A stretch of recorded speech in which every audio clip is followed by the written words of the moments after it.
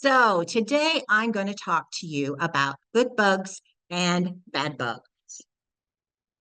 But first, I want to remind everyone that we have several 10-minute university handouts that do correspond with a lot of the insects that I'm going to be talking about today. Plus, OSU Extension has great insect publications. And if you're not familiar with this resource, you will really want to check it out. Lots and lots of good publications at the Extension. And if you're even wanting more of it, there is a lot of indoor pest and outdoor pest information from Washington State University. So you can check that out also. All right, so let's get started. Here are the objectives for today. To become familiar with some common insects, to find out which ones are good, which ones are bad, and which ones are just annoying, and to learn some management options for those pests. And I'm going to introduce you to some of our newest invasive insects. Now, I wanted to tell you that this talk is about good bugs and bad bugs, but it isn't just a webinar today. This is also a test.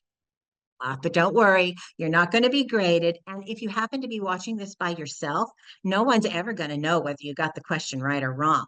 So when I flip to the first slide, I'm going to ask if the bug is good or bad. And you can answer by saying it out loud or just say it in your head and see how many of them you get correct. And if you want to keep score on yourself, you can see what your pretend grade is going to be at the end. This is just for fun. So let's get started. Here is our first bug. And yes, spiders are not insects, but they are a bug, right? So is a spider good or is it bad? Yes, yes, of course, spiders are good. Spiders are predatory insects. In other words, they are going to eat other insects. So a lot of those insects that they eat are going to be pests.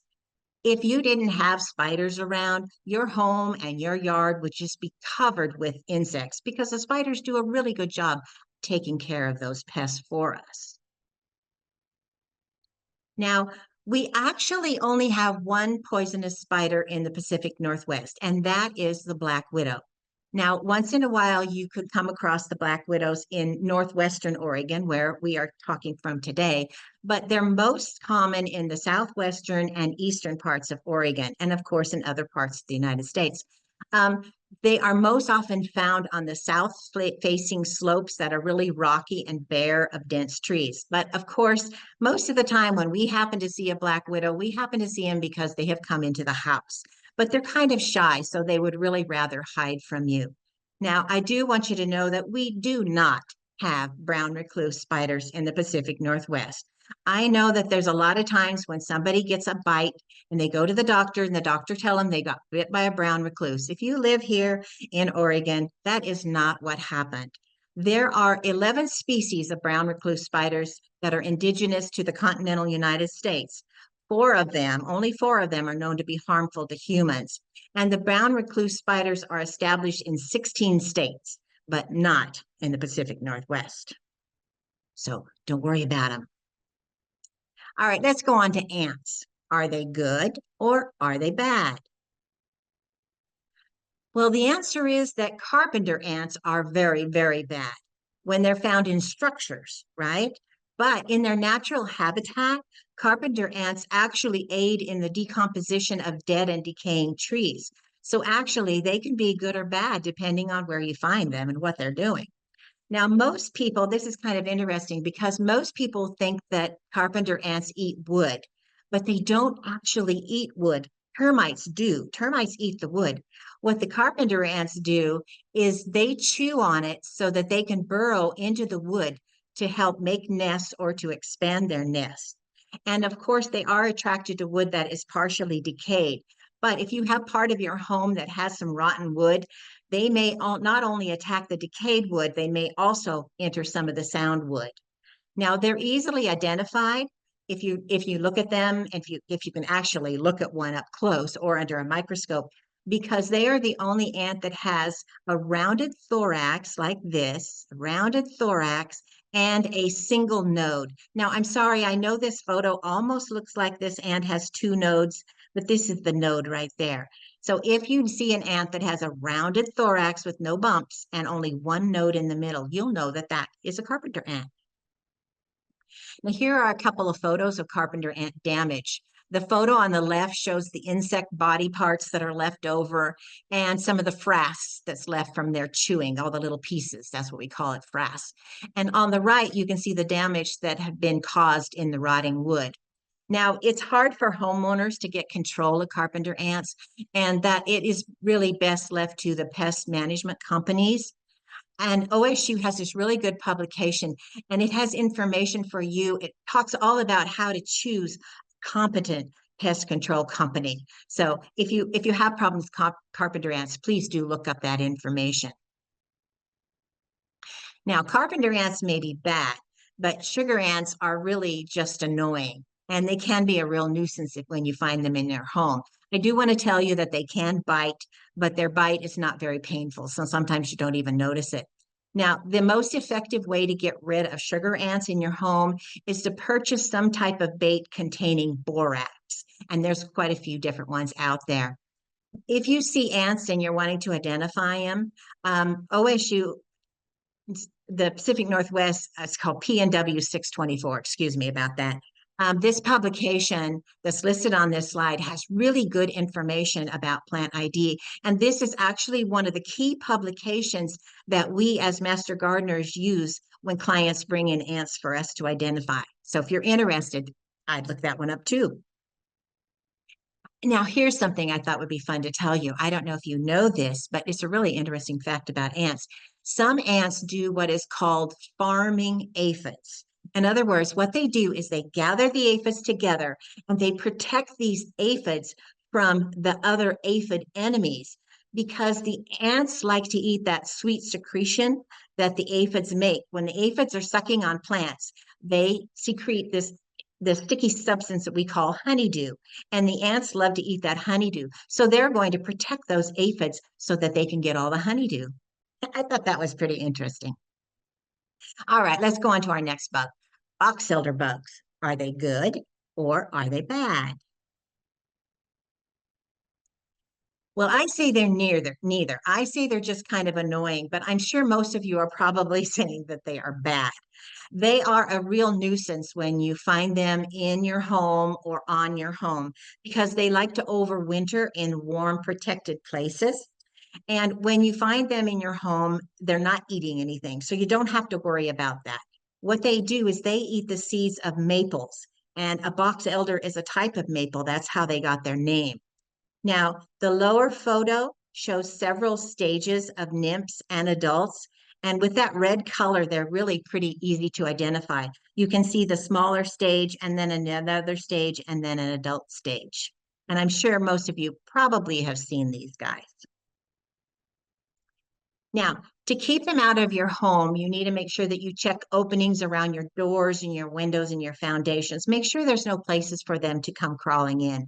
And I know some of you are saying, I don't have any holes and they still get in. Yeah, I know. Unfortunately, they do. When you find them indoors, just drop them in some soapy water and that'll be fine. If they're outdoors, use a shop vac to vacuum them up.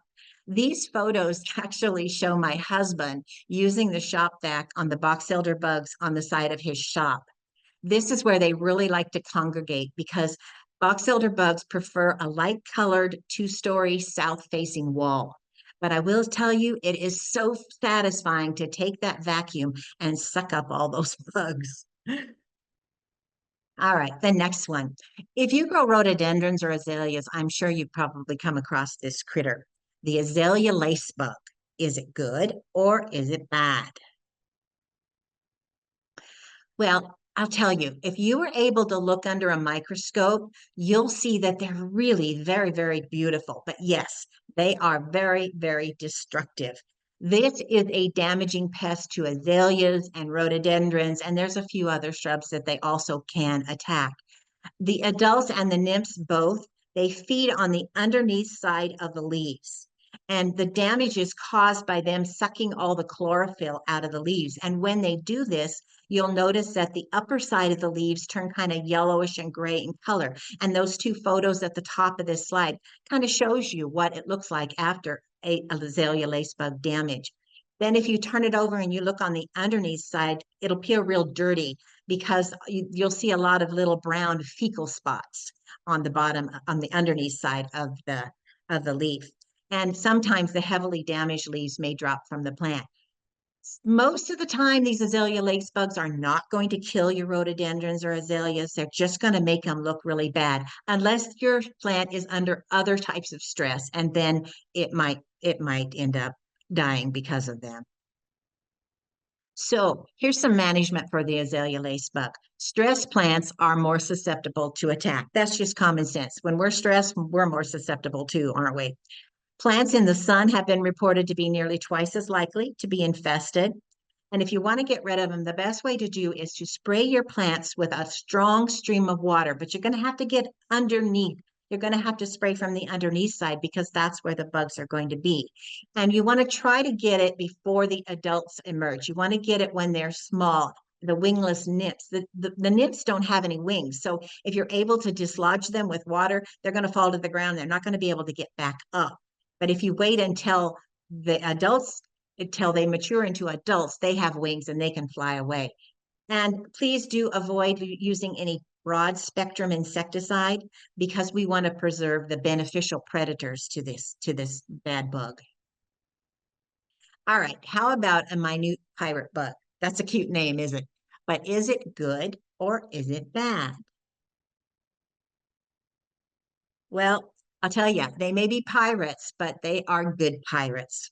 The adult pirate bugs are very small, about 3 millimeters long, and they're somewhat oval in shape, and they have these black and white wing patches. You can see these pictures here.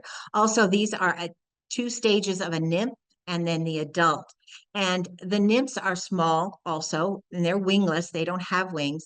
They're usually yellow and orangish to brown in color, and they all have this teardrop shape, and they're really fast moving. But both the adults and the nymphs, what they do, why they're so good, is that they feed by sucking the juices from their prey. They have a really sharp needle-like beak, and they prey on soft-bodied insects like thrips and spider mites and aphids, small caterpillars, and even insect eggs. So you're going to like these pirates. And now we have the brown marmorated stink bug. Good or bad? Well, I tell you what, those of you who grow fruits or berries may have come across this guy, and you may have also found a few of them in your home. And so you know that is definitely not good, right? Well, they're not only bad, but they're also very, very stinky. And the brown marmorated stink bug, which we'll just call him BMSB for short, is considered an agricultural pest. And those of you, like I said, if you grow fruits, you will know that this guy is definitely a pest. Their mouth parts pierce the host plant to feed, and it causes these dimples and these necrotic areas on the fruit. And I'll show you the pictures on the next slide. Both the nymphs and the adults do the damage. And this picture on the bottom is a picture of the white eggs and all these little nymphs. And then, of course, you see the adult on top.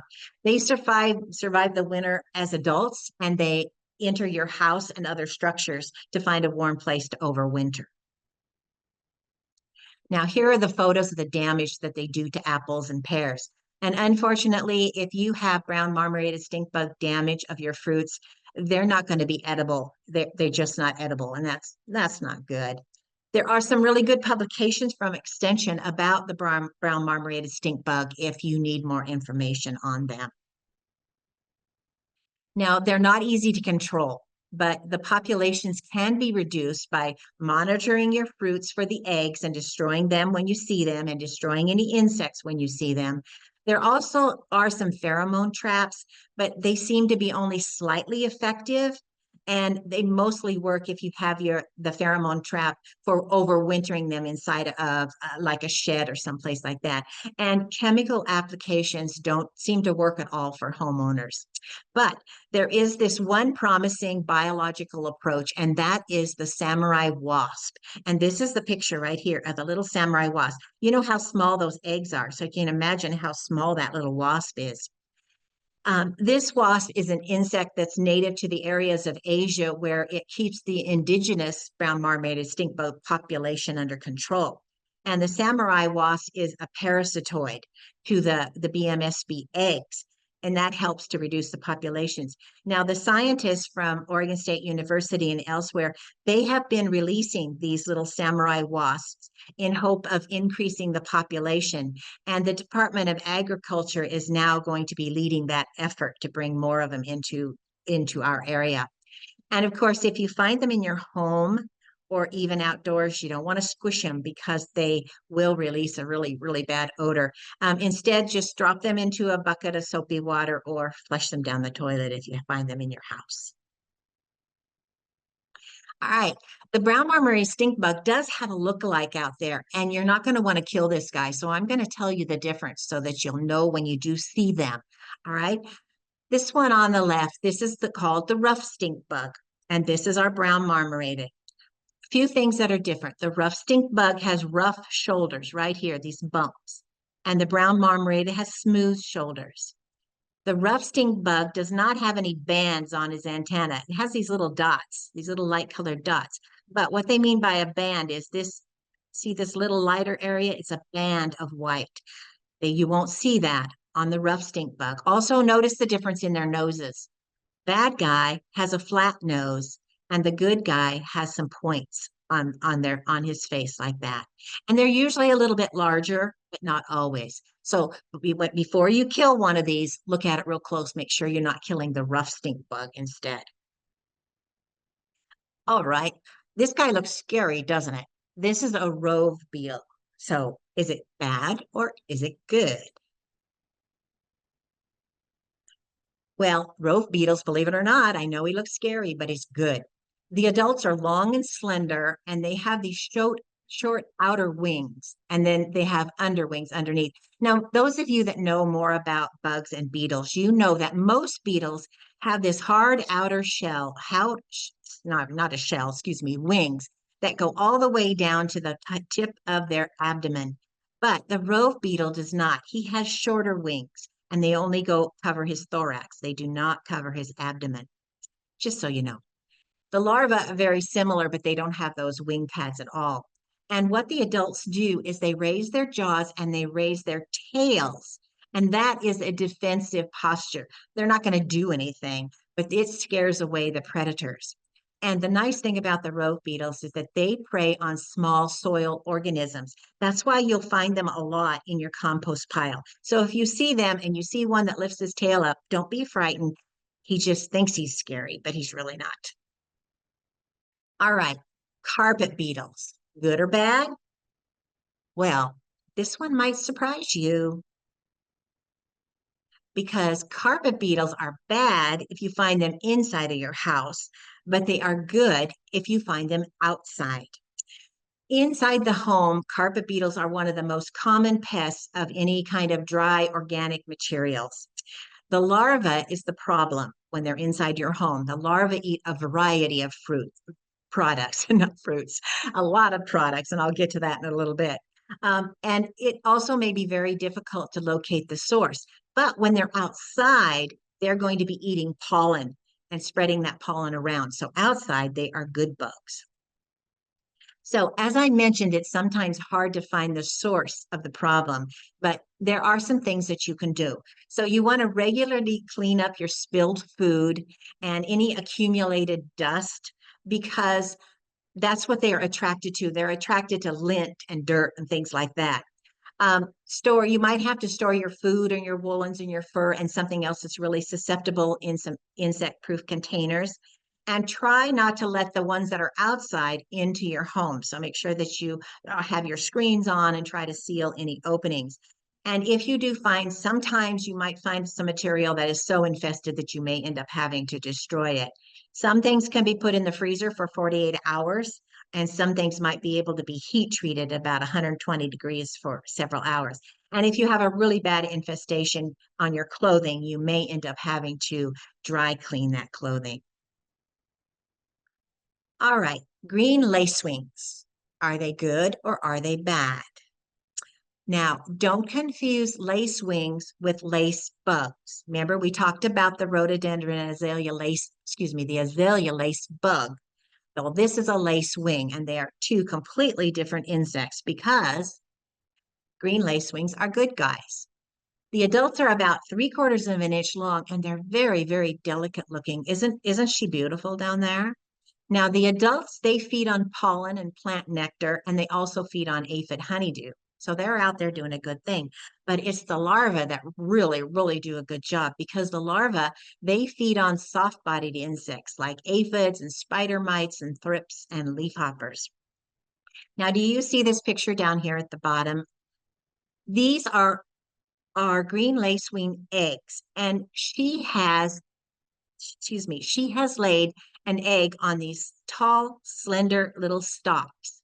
And the reason she has laid one egg on each stalk is because if she laid her eggs all together in a pile, when these little lacewings hatch, they are so ferocious. Okay, they eat a lot. They would actually eat each other if they were together. So she has to lay them on their own little stalk so that they don't eat each other. So that kind of gives you an idea of how many aphids these guys can eat. All right, flies. Are they good or are they bad?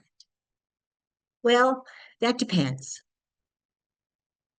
There are several flies that are listed as biting flies, and they are definitely bad. And you can see this list here. We have deer flies and horse flies and stable flies, black flies, biting midges, and sand flies.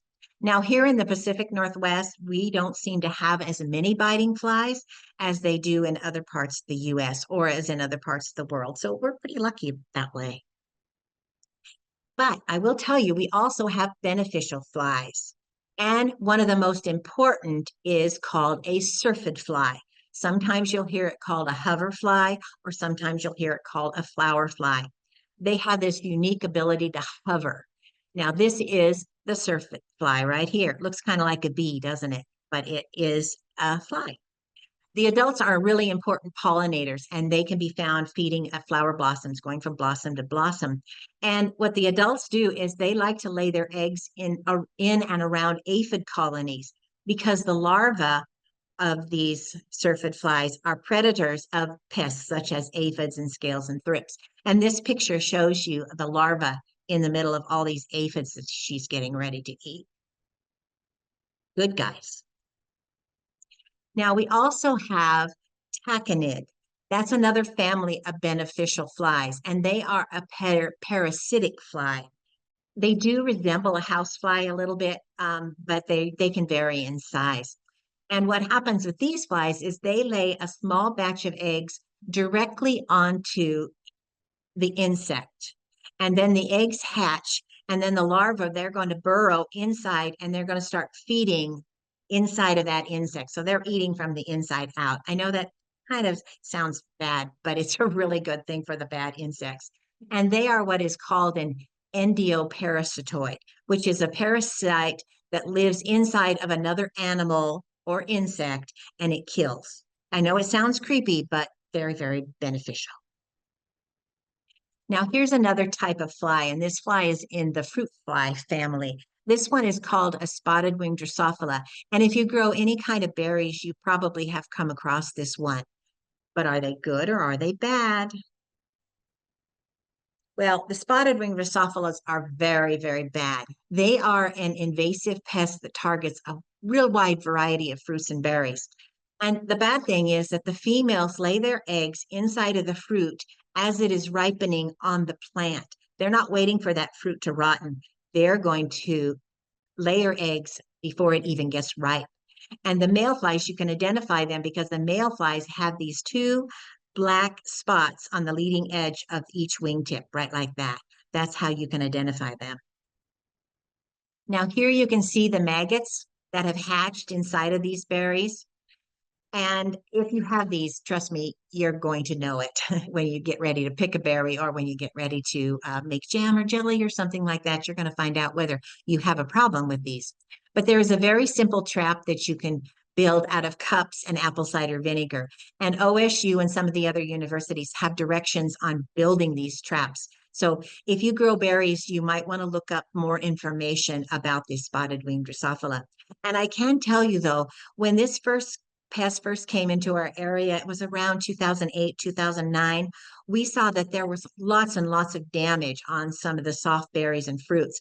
But in the past few years, homeowners have noticed that there's been a little bit of a decline in the spotted winged Drosophila problems. And we're hoping that maybe our beneficial insects are helping, or they are increasing and helping to get rid of this pest. So there's always hope. Sow bugs and pill bugs. All seen these guys around the plants, right? But what do you think? Do you think they're good or do you think they're bad? Surprise! They're actually good. I bet some of you said bad. I used to think they were bad too, but they're not. You see, sow bugs and bugs, they inhabit garden soil and shady areas of the yard, and sometimes you'll find them in dank basements. Well, maybe if they're in your basement, they're just kind of annoying, but anywhere else, they're really, really good. So what they do is they feast on the decaying plant material. So you see, they're deemed guilty just by association because they're often found feeding in this decay and damaged produce that actually the initial damage was caused by something else. Slugs or some kind of other pest. They are the ones that cause the damage, but the pill bugs and sow bugs, they just come in to take advantage of the feast and they're cleaning it up. So they're not bad. They're really, really good. They're great opportunists. Flea beetles, good or bad? I bet everybody gets this one right. Yeah, these guys are the nemesis of the vegetable garden. They're very small and they're very black and they jump like a flea. But I can tell you, they are leaf chewers. They are not bloodsuckers. They're leaf chewers and they are very difficult to control. They locate their host pest by sensing or smelling the plant's chemical cues. So as that plant is growing, these bugs can sense it and they hone in on it right away. Now, you can see the flea beetles have caused the damage by chewing the holes in these leaves and these photos. You could try using floating row covers to exclude the beetles when the plants are very young. Some people have said that trap crops might be helpful. And a trap crop is when you plant something you don't want that they like next to something that you do want that they like. And you're hoping that they eat on the other plant, but I don't know if that really works. Some people say it does, and some people says it just brings more of them into your area. So not sure if that works. Crop rotation does work though. If you have a problem on a certain plant, make sure you plant that in a different area of the garden the following year. And sanitation is really important because the adults overwinter in the trash around the field margins, and then they lay their eggs in your garden area in May. And that's why sanitation around the garden is very, very helpful. All right, how about these guys? Millipedes and centipedes. Are they good or are they bad? Well, here's another one that might surprise you. Centipedes are good, okay? Centipedes are flat, and it's what we call hundred leggers, and they move really, really fast. If any of you've ever turned over a rock or a log, you'll see them, and boy, they skirt out of the way really, really fast. They are active night hunting predators, and they feed on the soil-dwelling insects. They don't feed on plants, they feed on the insects, but they do require a humid environment for survival. So that's why you can often see them under pots. If you frequently water a container on your deck, you might find these guys underneath it. We do have stone centipedes that are common in the Pacific Northwest gardens, and they will bite if handled. So kind of be careful of that. Now, the millipedes are good too. The millipedes are not fast like the centipedes. They're very slow moving and they are called thousand leggers, lots and lots of legs. And they're also found in damp environments such as mosses and under leaves and stones and things like that. What the millipedes do is they feed on the dead and decaying plant material that's on the soil surface. You don't want that decaying plant material to be there. So these guys come in and help take care of it. They're kind of ecologically, millipedes are kind of like earthworms. In other words, they recycle plant nutrients back into the soil. And I will warn you that when your damp conditions become scarce, if it gets really warm, sometimes they do enter your building. You might find them in your basement. But just remember they're a good guy. Put them back outside. All right. Spider mites, good or bad? What are you thinking? Yes, you are. You're right. Spider mites are bad. There are several species of spider mites, and then they can cause damage to deciduous trees and plants, evergreens, and coniferous ornamental plants. And what they do is they feed on the leaves, and it causes this stippling and bronzing and sometimes leaf drop. And I'll show you pictures in the next slide also. And if you do see your plant that is covered with this fine silk webbing, if it's not a spider web, it's probably a spider mite infestation because they make this fine little webbing. And mites occur most during dry, hot weather. And since the spider mites are a sucking insect, this is the photo that I showed here. This shows what the stippling is going to look like after they have fed, after they've been feeding. But what you can do is take a strong spray of water on your infected plants and spray them down. Not only will that help reduce the population, but it'll also help dislodge the dust and the dirt. And they really like that dusty, dirty area, kind of like the carpenter beetles that we talked about. Carpet beetles, excuse me, carpet beetles, not carpenter beetles. So anyway, also be careful because high nitrogen in the foliage can also encourage spider mite reproduction. There are predatory mites, and there are insects such as ladybugs and green lacewings that will help in the control. And once again, do avoid the broad spectrum insecticides because we don't want to kill all those beneficials. Now, it's good that we also have predatory mites to help the spider mite population. And there are a lot of species of predator mites, but predator mites feed on the plant feeding mites. And that picture at the bottom, that's what that is showing. It's showing a predator mite feeding on a plant feeding mite. The predators mites overwinter as female adults in really protected area, and then they become active in the spring, and then they begin feeding on the prey. Now, there's a really neat thing about these predatory mites, and is that when the spider mite population increases, it also increases the predatory mite population. So, isn't nature just amazing? All right, how about ground beetles? You will usually see them when you're out digging in the soil, but are they good or are they bad? They are good. Now, there are, of course, other types of beetles that are not good, but the beetles in the carabid family, which include ground beetles and tiger beetles, these guys are beneficial. The adults are dark or metallic, and they are nocturnal hunters, and you'll usually see them hiding under rocks and logs and leaves and things like that. Their larvae are grubs. That's when you see a larva of a beetle, it is called a grub. And they have really large mandibles or really large mouth parts because they are eating on ground dwelling insects. And that's why they have such great big mouth parts and big mandibles. Now, I want to tell you this kind of other interesting thing about ground beetles. OSU did some research on what is called beetle banks. And it's really interesting. It's an interesting way to increase beneficials in agricultural situations.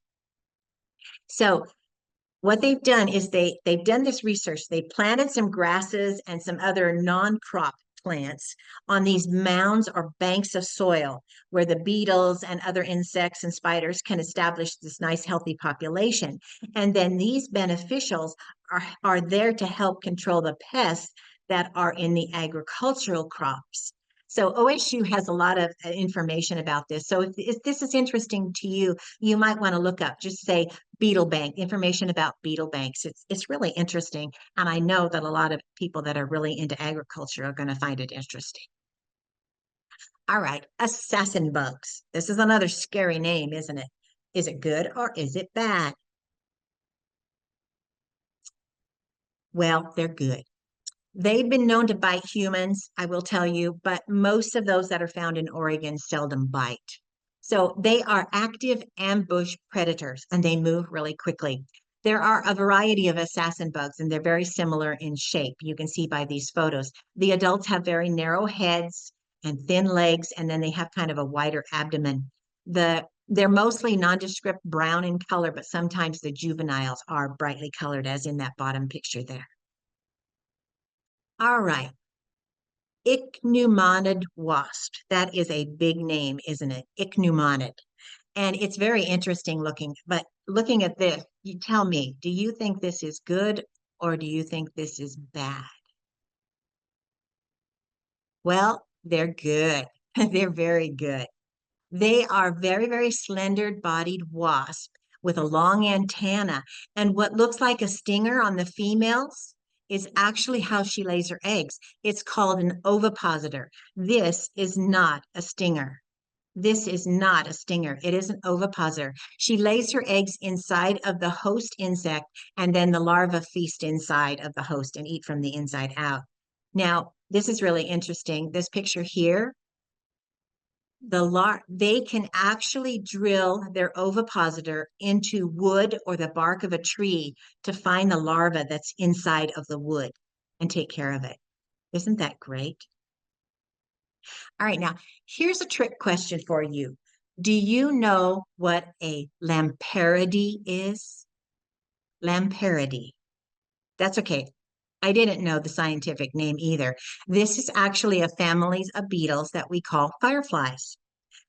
And for those of you that are living in the Pacific Northwest, you're probably wondering, why is she talking about fireflies? Well, we actually do have fireflies in the Pacific Northwest, but they don't light up like they do in other parts of the US.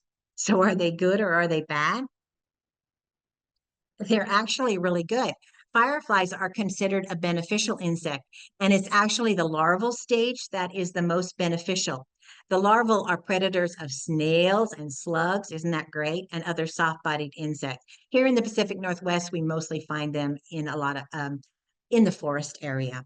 There are only 19 species in the Pacific Northwest, and that does include Oregon, Washington, Idaho, and British Columbia.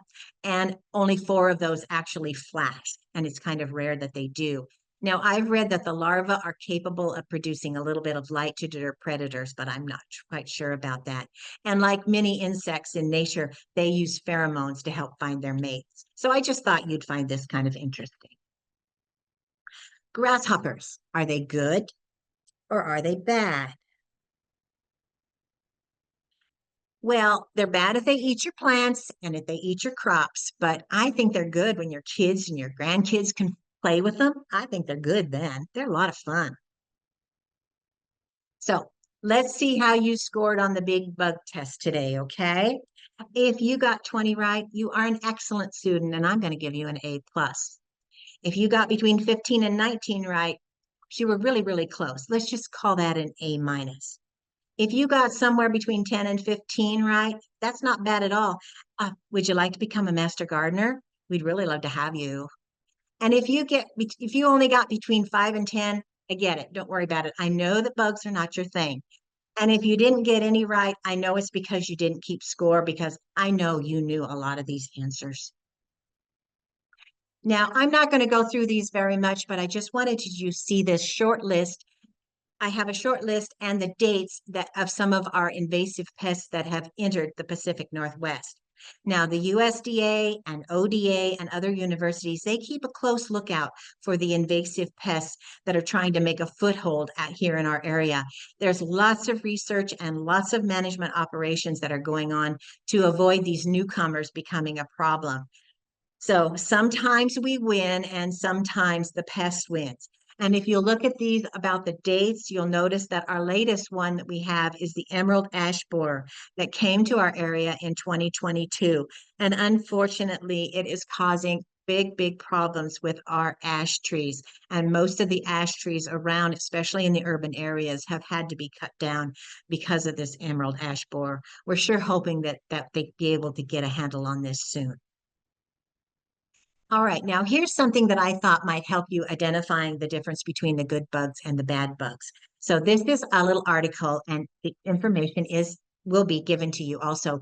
It's how to tell a friend from foe in the garden. So first of all, what is it doing? Is it chewing on the leaves or is it just looking for other insects to eat? Now, is it just one? Is it a single one just sitting there all by itself? Sometimes the plant feeders will congregate in great big masses. So if you see a mass of them, you might think that maybe those are plant feeders. How quickly is it moving? Now, predators, they move really fast because they have to move fast to catch their prey. But plant feeders, they move more slowly because they're just going to sit there and eat. They don't need to move fast, right? Oh, excuse me. Um, and continue. Did you find any sticky substance on the leaves? So if you did, you know you probably have some insects because aphids and scales and whiteflies, they leave that sticky honeydew on the leaves and parts of the plant. What about their mouth parts? This isn't always true. I will tell you, most of the time, but not always. If you look at an insect and it's a predator, you will notice that its mouth is facing up because it needs to look around for its prey to chew on, right? Most of the time, but not always, the plant feeder's mouth will be facing down because it's sitting on its lunch and its mouth is going to be looking down so he can eat what he's sitting on, right? So, do you see any damage? Look for signs of damage on your plants. That will give you a head start on finding out whether you have a problem in your garden. Now, these next three slides are resources with just a lot of information. I'm just going to click through them. This information will be given to you, or if you are watching this, not watching this live, you can click on these links. So there's more information. There is that How to Tell a Friend from Foe article I was talking about, and some more. Now, some of you might not like insects at all, but I want to ask you this. What would it be like if we lived in a world without insects? Well, I can tell you, you wouldn't have to worry about the ants invading your picnic, would you? But you wouldn't have any food to put in that picnic basket because there would have been no one out there to help pollinate that food. And you wouldn't have any place to sit because you would be surrounded by dead and decaying plants and animals because there would be no insects to do the cleanup job. So, whether they are good or bad or just annoying, I'm really, really glad that we have insects in our world. And I think you do too, right? Now, some of you may have written in some questions, so my co-host Cheryl will ask me some questions and I'll see if I can answer them.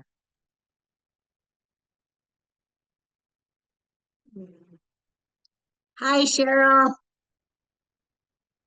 Oh, I can't hear you. Your sound's not on. That might be better, huh? Ah, It okay. was great that you made it kind of a little bit of a game because that makes it fun for I hope everyone. so. Yeah, it was fun. It was fun to learn about the new insects that are coming down the line. But we did have a few questions. And Okay. one, we're going to start with something kind of simple. You know, those little sugar ants that drive us all absolutely nuts. Yeah. And I know you said get a baited trap that has borax in it. Can you talk a little bit about what you would expect? I know those borax traps often come as a gel in a container that you can snip. Yes. Sometimes a more liquid container. What would Right. you expect to see? Should you expect to see the ants just disappear immediately? What kind of thing would you expect? No, yeah, the ants will come to the bait and then they're going to eat on it. And then they're also going to keep some of it and they're going to take it back to the nest and feed it to everybody else. So it's going to take a couple weeks for them to feed enough and take enough back to the nest to actually lower the population and keep them hopefully out of your house. So it's not going to be instant, couple weeks. It's really hard not to. It is really not. It's hard to. They do swarm it, and it's really hard. You Yes. kind of think, oh, ick. And particularly if you just found them in your butter inside the pantry shelf. Yeah. So yeah. So just And stay the course. also, yeah, and if you're using the kind of bait where you drop the drops and they're around it, you don't want to say, oh, there they are, kill them. No, you want them to Right. take that back to their nest. So let them eat it and then they're gone. Then fill it up again, let them eat it, and then they'll go back to the nest again. An excellent point, because if you don't do that, you're not going to get the nest. Right. There, one frustrated person said, "Okay, what else do box elders eat? Because I don't have any box elder, and I've got a ton of box elder bugs in my yard." They can fly a long ways away. Trust me, there are some maples or around in the neighborhood. They may be, a half a mile down the road, and they're gonna find they haven't, they'll come. And I have noticed, we had a really problem, like you saw on my husband's shop with box elder Uh-huh. bugs. But right now, the maple trees are putting on their seeds, and that's what they're eating. There's no more on his shop. There's no more in his shop. Because they're all transporting themselves to the maple trees where their seeds are at. That's why Yeah, they're and this is gone. a particularly difficult, that right now things are really bursting open with new seeds. So Yeah. excellent answer to her question. Um, this was a good question. What predatory insect? We had a number of people who wrote in that are definitely using beneficial insects to Oh, fight good. pests, which is excellent. What predatory insect will prey on an azalea lace bug? She wants to get some of those. Yeah, I haven't found, um, well, it could be the lace wings. Um, Uh-huh. Mostly you'll find the lace wings in the aphid colonies, but they do prey on any of the soft-bodied, which the azalea lace bug, especially Would be when a they are song. nymphs, are very, very soft-bodied. So those might do it. So she's trying to think of what can I purchase to bring in. Right. Or even encourage in my yard that will eat them. Right. Anytime. Now, actually, Cheryl, I'm going to let you answer this because you know more about the types of flowers to encourage beneficial insects into the garden. So Right. If that is what's important. Right. It is important. If you sprinkle your landscape with some insectary plants like yarrow and goldenrod and some of the native species of wildflowers, and there are a plethora of lists at the OSU Extension website that will guide you to some plants that you can pepper amongst your landscape that will encourage those insects that will prey on soft-bodied bugs that are destroying your rhododendron or making it look not so pretty. We had Yeah. another azalea lace bug question. So people are out looking at their azaleas are blooming and they don't like the leaves looking so bad. Will a spray mixed with alcohol and detergent really, if I'm spraying, should I use alcohol and detergent on there too?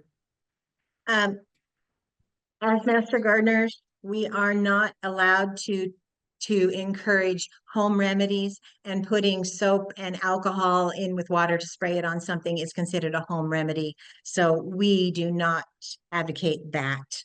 Um, I can't say yes or no, that's homeowner's decision, but as a master gardener, I say I can't tell you to do that. And we do know that a spray of water will knock the nymphs off. We do Yes. know that. And now depending on where you live, I know it's almost May. And depending on the temperature and what the weather's like, a lot of times the end of April, the first part of May is when they hatch. And that's when the nymphs don't have any wings yet. So now would be the time to definitely get out there and spray underneath them. So if there are any nymphs in there, they will fall off and not be able to get back on. Great. That's a great answer. Um, I'm looking to make sure I don't want to miss any of these questions. Oh, there was one individual. This is actually a very good question. Sometimes when we come up with a predatory insect that we introduce to fight a bad bug, then that predatory insect or whatever becomes a problem. And she's wondering, is the samurai wasp going to be a problem or not? They have been doing this for many, many years, and they have not found that it is a problem. So that's good. Especially since in Asia, where these brown marmorated stink bugs are indigenous, it that's what we're talking about, right? Right. Yeah, yeah. Um, um, No, as yes, you're I'm right. getting my bugs confused here. Brown marmorated stink bug. That is that's what that samurai wasp, that is the only insect there that it takes care of. So that's why they don't think, and it hasn't been a problem bringing them here. Yeah. Good question, though. I know that can be a problem with some. Yeah, it definitely can be a problem.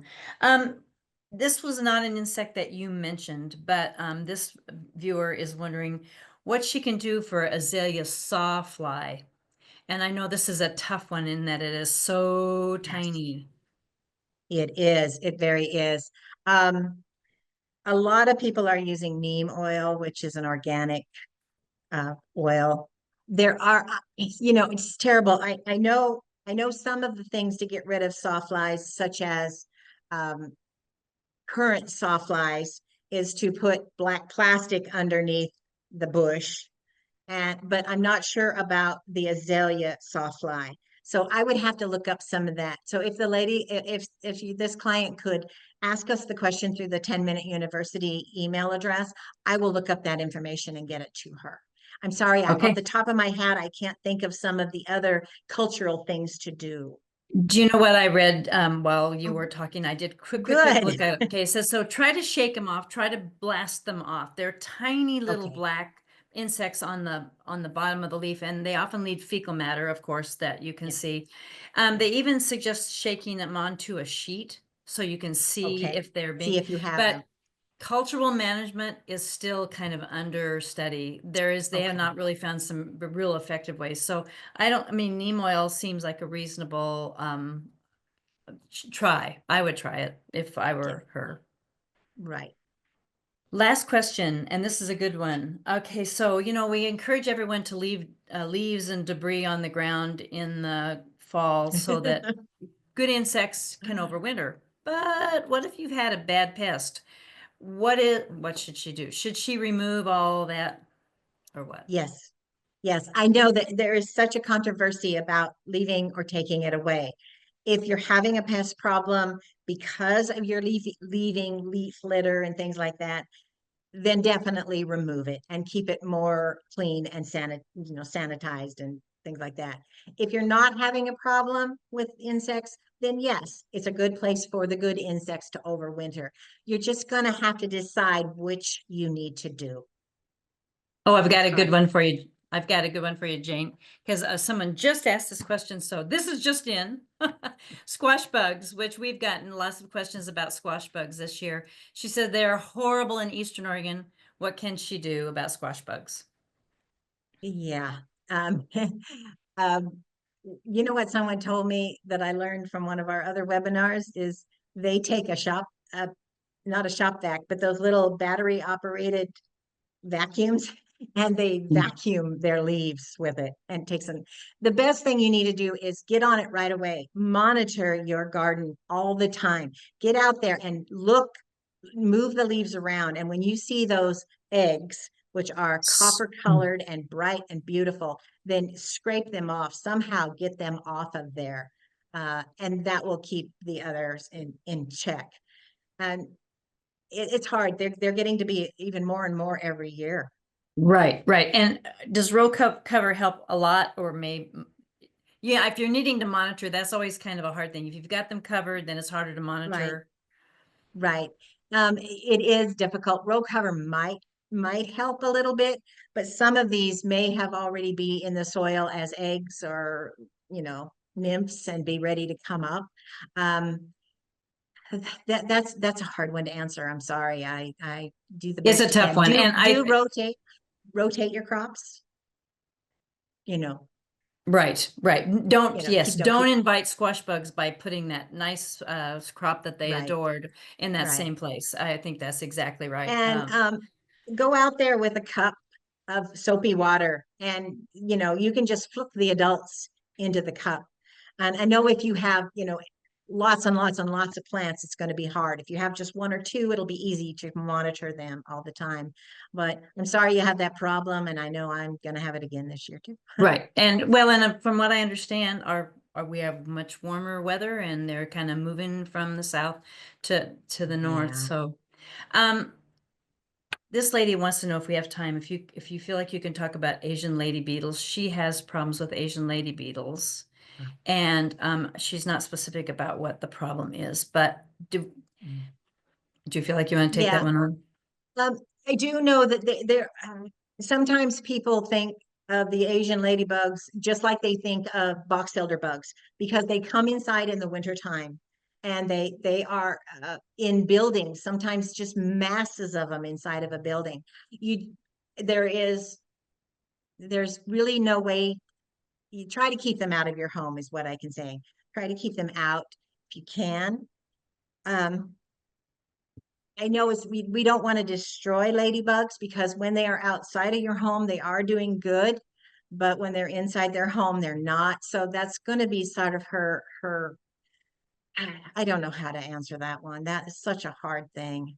Yeah, it is a hard thing. Do Right. you know much about? I mean, I don't have too much of a problem with I them don't have too myself. much of a problem with them, but I know some people that do, and it's a concern to them. Yes, And again, making sure you seal things up so they can overwinter, um, and yeah. vacuum them up if they're That bugging you.